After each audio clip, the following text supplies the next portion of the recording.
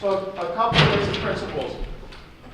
In an ideal world, you would find yourself in a church music situation in which you had unlimited resources, both material and human, and you could build yourself a glorious set of stasidia for every member of your choir with multiple stands and a fantastic acoustics with no problems and multiple, but that's not usually how things work, right? So what you have to be able to do is direct a group of singers, usually of varying numbers, often from a single score of music that everybody's sort of peeking around each other's shoulders to see, directing while you're chanting, and conveying everything that everybody needs to know while you're chanting and conducting for them to chant in the way that you want them to. Okay? This is possible. It's not easy, but it's also not perhaps as difficult as you might think.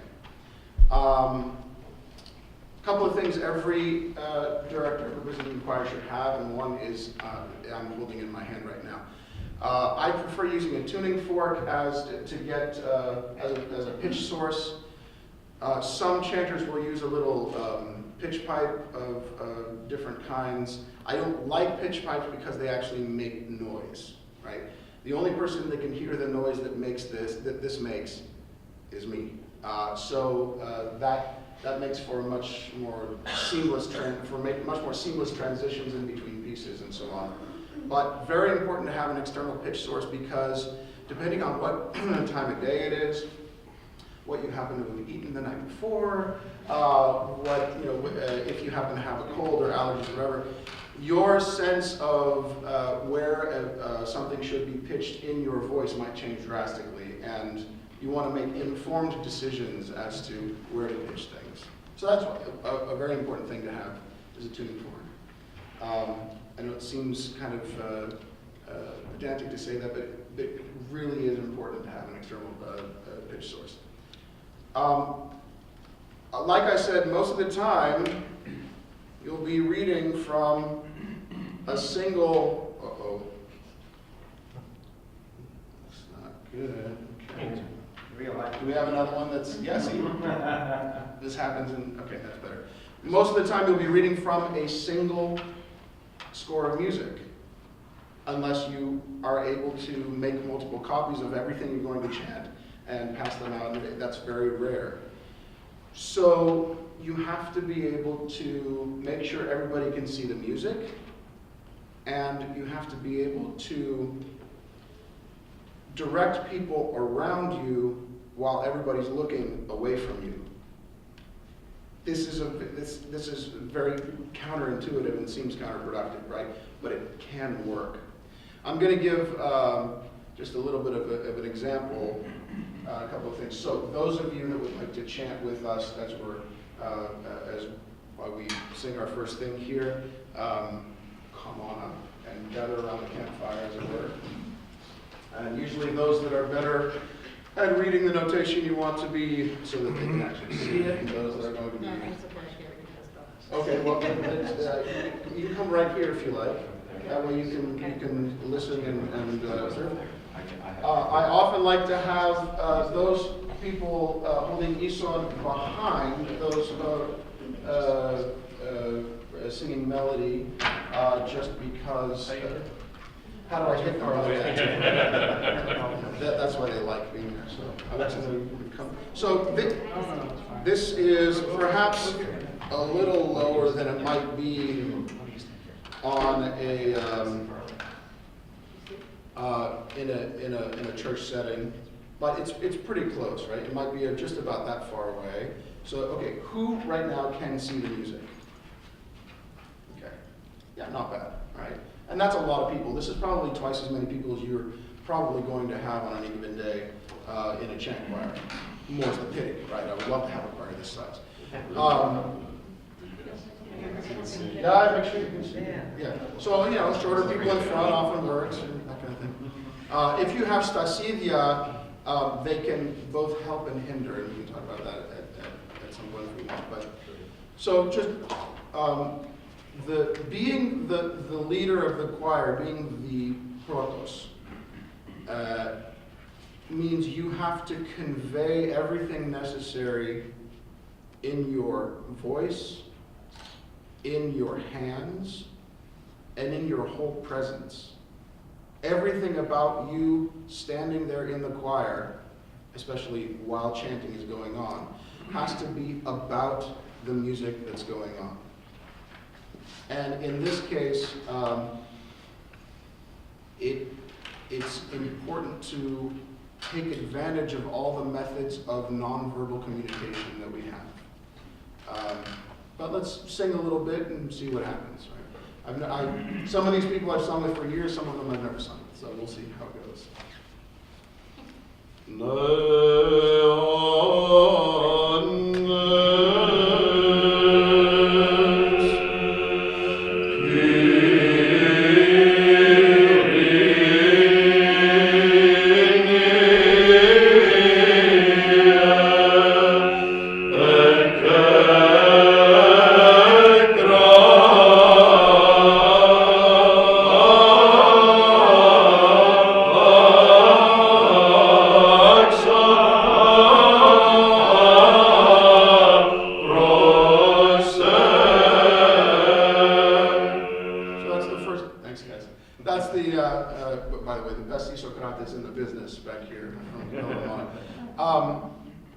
So,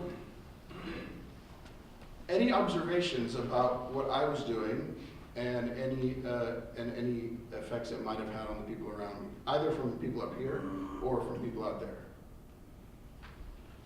Yes? Kind of a question. How are you phrasing with your hands? Good question. We'll get to that. Your hands are hidden by your body there. Hands are not hidden by the body, so that's a very important thing. The hands have to be in a place where at least most people can see. If somebody's standing directly behind me, they may not be able to see them. Right? That's one thing. What about how I directed? A lot of it, yes, Father. You were, as much as I've observed, you were, while the voice was going up, though, you were holding the hand up, though, and the tune. There's a little bit of, you said that when the voice is going up, the hand was going up. There's a little bit of that going on, but really most of what I'm doing with the hand is showing the rhythm and the meter. Yeah. Okay? And guys, have a seat for just a second. So, one of the things you may have noticed is that whereas most of us are taught that beat patterns are, for instance, a 2 pattern is down and up like this, or maybe off to the side like this, okay? Or 3 is down and to the right and up. Yeah, fine, good. 4 is down to the left and right and up. The problem is, if someone is right here, and the hand is moving like this, it's actually very difficult to see where the beat is. Okay. So what I've done, and this is something I learned from Dr. Arvanitis in Athens, is to turn the beat patterns from this plane to this plane. 1, 2, 3, 4. 1, 2, 3, 1, 2. That means anybody standing on the side will be able to recognize it. Okay?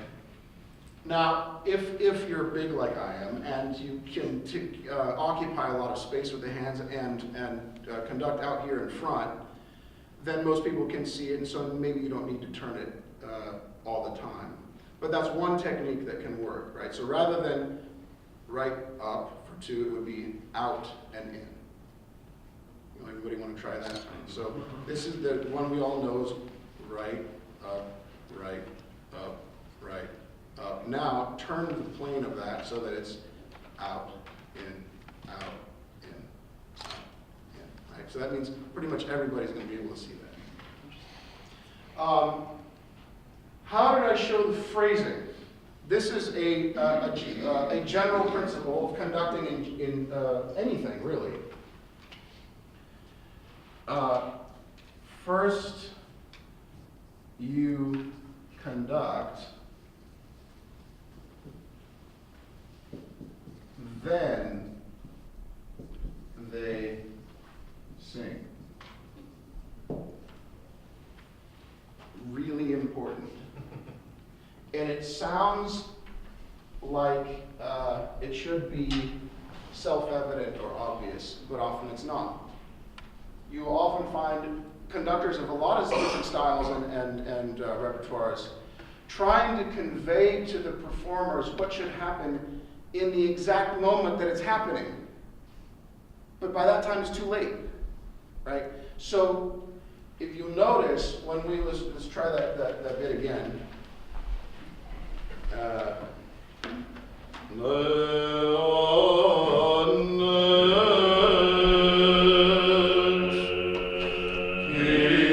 Right there, what did I do?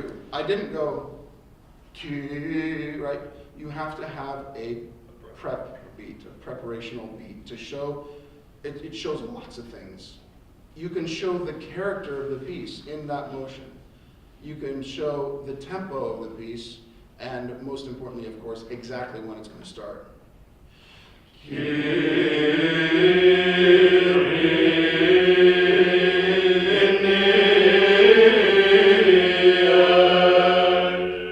Notice how everybody cut off right there. Why?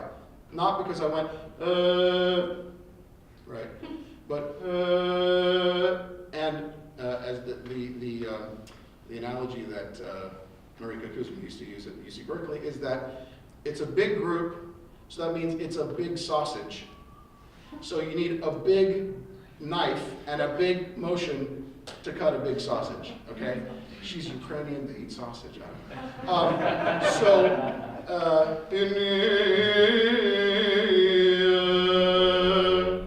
That way it's absolutely clear. Everybody can see that, everybody knows what's going on, right? But not every motion has to be huge, right? Because if every motion is huge, then really no motion is huge and it all kind of means nothing. So let's try it again. So what did I do there? Those who have chanted with me before. The Ison, right? Now this is a system actually invented by Yorgos Pilalis and continued by people like Stelios Kodakiotis and others, where 1 is pa, 2 is vu, 3 is ra, 4 is di, 5 is ke, the thumb is zo, and the thumb like that is zo flat, okay? And then the fist is ni.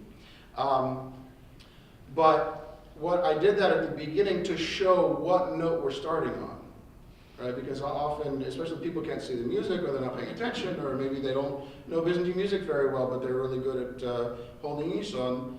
They're going to need to know, okay, well, what note are we actually starting on? So that's one thing.